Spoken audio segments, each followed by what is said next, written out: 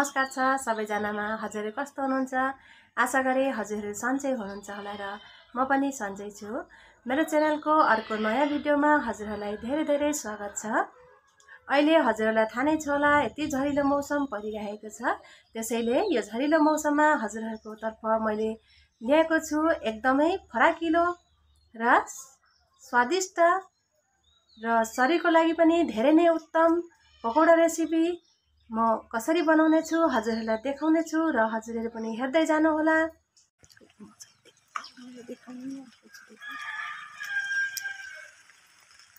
हेर्न सक्नुहुन्छ हजुरहरुले यहाँ कडी पत्ता छ र म आज कडी पत्ता यहाँ टिप्दै छु किनकि आज स्वादिष्ट र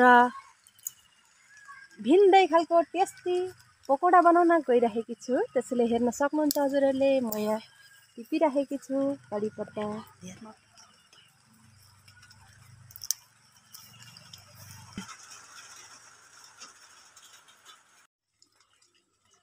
यहाँ हेर्न सक्नुहुन्छ यो चाहिँ हामी चाहिँ गुवादे भन्छौँ। फुलबारीको बीचमा रहेछ र म टिपिरहेको छु यसलाई र यसलाई पनि मिक्स गर्ने छु र यो धेरै फाइदामान हो। यसको धेरै विशेषता छ। यो चाहिँ लेफापु साग हो।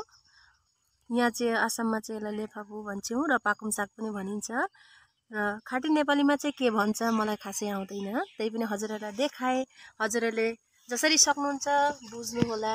मिलाउनु कति खाउँ लाग्दो लेफापु छ र यो धेरै किसिमका बिमारको दबाई पनि हो र औषधिको काम गर्ने गर्छ यसले। हेर्न सक्नुहुन्छ यहाँ चाहिँ फर्सीको मुन्टा छ र यसलाई पनि हामी पकौडा बनाउँदा एड गर्नलाई म टिप्दै छु। यो पनि धेरै स्वादिष्ट भोजनमा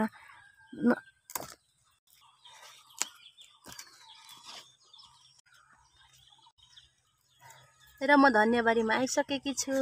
हजुरहरुले हेर्न सक्नुहुन्छ म धनियाँ पनि टिपिरहेकी छु। यो धनियाँ झन् सब्जीको मसलामा नम्बर 1 हो। यता मैले सबै पखालेर ल्याइसकेकी छु र यहाँ राखे बेसन र यहाँ रिफाइन, यहाँ प्याज, यहाँ खोर्सानी र यहाँ एउटा राखिरहेछु गामला। अब म यहाँ हेर्दै जानु होला यो काटेर यही हाल्ने छु।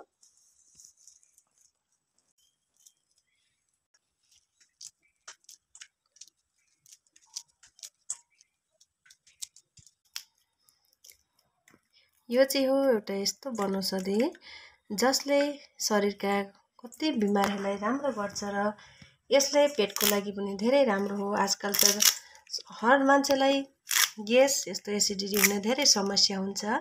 त्यसैले यो मिक्स गरेर पकौडा बनाएर खायो भने ग्यारेन्टीको साथ हजुरहरुलाई केही हुने छैन र यसले धेरै स्मृति शक्ति पनि बढाउने काम गर्छ। पेटका हर समस्याहरू दूर गर्छ यसले र हजुरहरुलाई सधैँ सक्रिय मन सोच बनाइदिन्छ र यो एउटा धेरै पनि नामी एउटा वनौषधि हो। मैले लेफापु काट्दैछु। यो पनि एउटा धेरै राम्रो औषधि हो जसले हजुरको बीपी हाई छ भने यसले जल्दी नै डाउन गर्नेछ र यो धेरै मान्छेलाई खाना खान मन लागेन भने पेटको केही समस्या भयो भने यसले खाना रुचाउने काम गर्छ। अब यसमा मिक्स गर्दैछु म धनियाँ जो कि सब्जीको एक उत्तम मसला पनि हो र यसको बास्ना यति नै राम्रो आउँछ कि हजुरहरुलाई जसलाई पनि यो त मन पर्छ र मलाई त झन् असाध्यै राम्रो लाग्छ र हजुरहरुलाई पनि राम्रो लाग्छ होला भन्ने आशा गर्छु। र यसमा काट्दैछु म फर्सीका मुन्टा र यो पनि एउटा स्वादिष्ट भोजन हुन्छ र यो मिक्स गरेको पकौडा एकदमै खान राम्रो लाग्छ र मलाई त राम्रो लाग्छ। त्यसैले मिक्स गर्दैछु। यो चाहिँ गुवादे हो र यो पनि एउटा औषधिकै नाममा मानिन्छ। यसले चाहिँ मान्छेलाई खान मन नलागेको, पेट ढाडिएको के समस्याबाट छुटकारा मिल्नेछ र यो अहिले म प्याज काट्दैछु।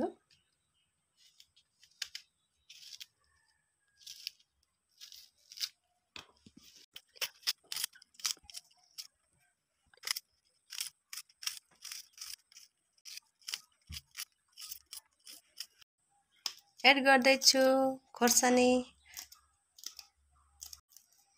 म चाहिँ कम्ती नै दिनेछु, हजुरहरूले स्वाद अनुसार दिनुहोला, किनकि यो पेटको लागि राम्रो हुने एउटा औषधिको रूपमा बनाउँदैछु। त्यसैले धेरै खोर्सानी दियो भने त पेटको लागि फेरि समस्या हुनेछ, त्यसैले अलिक कम्ती दिँदैछु। ठुलो चामचको 3 चम्मच बेसन,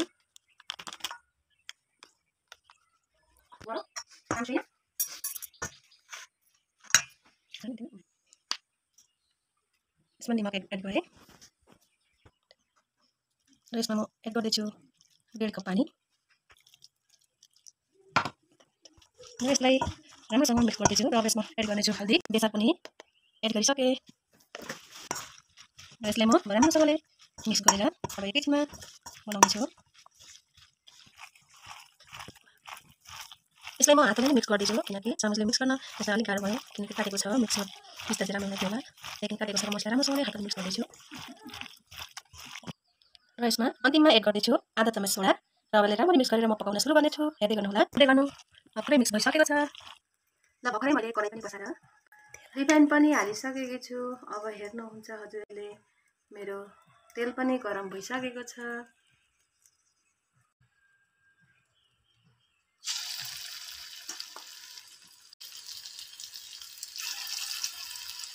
अब हेर्न सक्नुहुन्छ मेरो पकौडी पनि पाक्न लागिसकेको छ।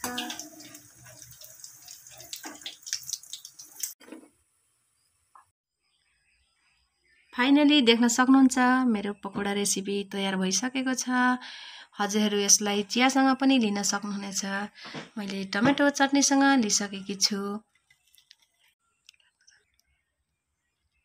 र आजको भिडियो यतिमै समाप्त गरे। हजुरहरूलाई कस्तो लाग्यो मेरो भिडियो हेरेर पक्कै पनि प्रतिक्रिया दिन नभुल्नुहोला।